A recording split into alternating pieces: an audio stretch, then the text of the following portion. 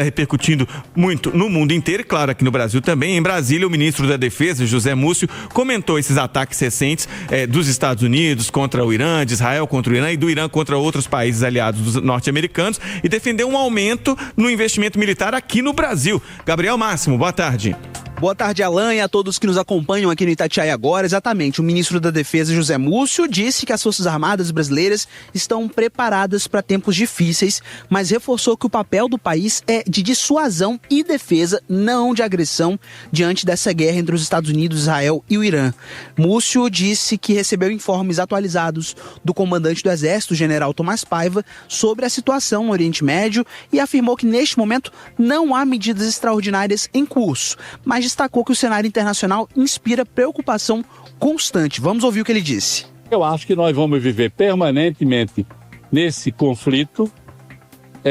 A rede social fez com que todos nós nos conectássemos, nós não temos mais barreiras nem fronteiras, tudo nos toca, mas por enquanto nós estamos nos informando. O general ontem me passou um informe muito completo de como estava a situação, e assim como foi na Venezuela, ou nesses países onde a gente tem perspectiva de ter problema, nós estamos preparados, não para agredir. Então, a Força Armada Brasileira existe para dissuasão, nós protegemos o nosso país.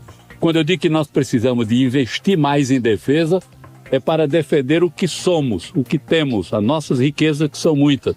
Temos forças que são muito menores do que as nossas necessidades, de maneira que eu sou permanentemente um otimista. Alan, Múcio afirmou ainda que costuma alertar o presidente Lula sobre a necessidade de ampliar os recursos destinados à área militar, muito embora ele reconheça que o governo enfrenta pressões orçamentárias e prioridades em outras áreas, como por exemplo em saúde e educação. Mesmo assim, ele defendeu que a defesa nacional não pode ser tratada como um tema secundário.